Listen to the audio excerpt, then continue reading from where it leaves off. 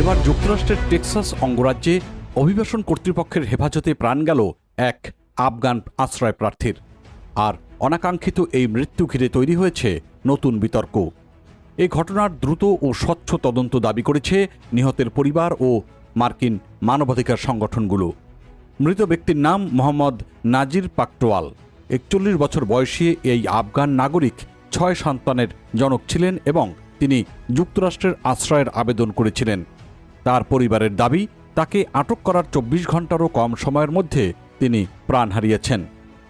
পরিবারের বন্ধু ও স্থানীয় আফগান কমিউনিটির নেতা রহমানুল্লাহ জেজি জানিয়েছেন, শুক্রবার সকালে টেক্সাসের শহরতলিতে নিজের অ্যাপার্টমেন্টের বাইরে তাকে আটক করা হয়।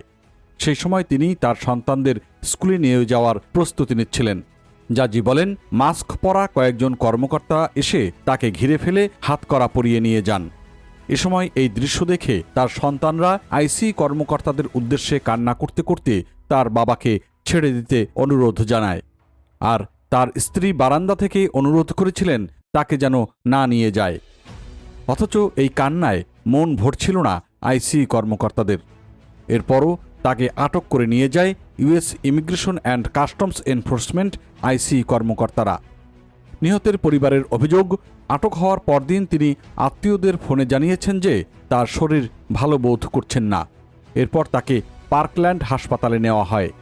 আইসি এর তথ্য অনুযায়ী তিনি শ্বাসকষ্ট ও বুকে ব্যথার কথা জানালে তাকে হাসপাতালে নিয়ে যাওয়া হয়। সেখানে চিকিৎসকরা তাকে পর্যবেক্ষণের জন্য হাসপাতালে থাকতে বলেন, কিন্তু পরদিন সকালে চিকিৎসা কর্মীরা লক্ষ্য করেন যে তার জিহ্বা ফুলে গেছে। এরপর জরুরি চিকিৎসা দেওয়া হলেও সকাল ৯টা ১০ তাকে মৃত ঘোষণা করা হয়। এক বিবৃতিতে আইসি বলেছে, পাকটিওয়াল একজন ক্রিমিনাল ইল্লিগাল এলিয়েন ছিলেন এবং ঘটনাটি তদন্ত করা হচ্ছে। তারা দাবি করেছে যে তাকে একটি টার্গেটেড এনফোর্সমেন্ট অ্যাকশনের মাধ্যমে আটক করা হয়েছিল। তবে এই অভিযোগের সত্যতা নিয়ে প্রশ্ন তুলেছে নিহতের পরিবার। তারা বলছে, আইসি এর বক্তব্য মোটেও সঠিক নয়। এ বিষয়ে অভিবাসী অধিকার সংগঠন আফগান ইভ্যাক বলেছে, একটি সুস্থ ৪১ বছর বয়সী মানুষের এমন মৃত্যু স্বাভাবিক নয় এবং এ ঘটনার পূর্ণ তদন্ত প্রয়োজন। সংগঠনটির প্রেসিডেন্ট শন ভ্যান ড্রাইভার বলেছেন, তিনি আফগানিস্তানে যুক্তরাষ্ট্রের যুদ্ধ থেকে বেঁচে এসেছিলেন এবং যুক্তরাষ্ট্রকে বিশ্বাস করে এখানে নতুন জীবন শুরু করেছিলেন। তার পরিবার এবং আমেরিকান জনগণ এই মৃত্যুর উত্তর পাওয়ার অধিকার রাখে। নিহতের পরিবারের তথ্য অনুযায়ী পাকটিওয়াল একসময় আফগান বিশেষ বাহিনীর সদস্য ছিলেন এবং তিনি যুক্তরাষ্ট্রের সেনাবাহিনীর সঙ্গে কাজও করেছেন। তিনি আফগানিস্তানের পাকতিকা প্রভিন্সে ২০০৫ সাল থেকে ইউনাইটেড স্টেটস আর্মি স্পেশাল ফোর্সের সঙ্গেও কাজ করেছেন। ২০২১ সালে আফগানিস্তান থেকে মার্কিন সেনা প্রত্যাহারের সময় যুক্তরাষ্ট্র সরকার তাকে ও তার পরিবারকে সরিয়ে আনে। জানা গেছে, নিহত যুবক টেক্সাসের ডালাস এলাকায় একটি হালাল মার্কেটে কাজ করতেন এবং পরিবারের প্রধান উপার্জনকারী ছিলেন।